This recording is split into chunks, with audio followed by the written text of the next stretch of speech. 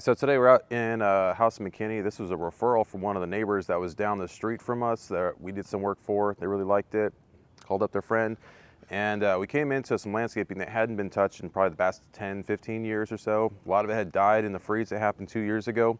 And so what we came in to do is make it have more of a modern look. They asked for like a steel metal edging, so that's what we delivered on. This is somewhere between like 8 to 12 inches on the different areas that are over here. We put in new plants, took out pretty much everything except for the trees.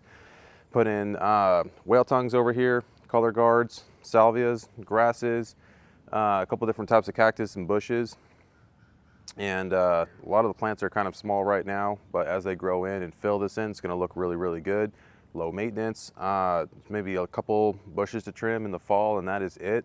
All the rocks, they don't lose color, they don't move around, they don't float, and so basically not really much you got to do. You got to spend maybe a couple hours a year doing maintenance on this type of setup, and so that makes it really nice and easy. It's nice and clean, straight, it gives you a really good modern look as well.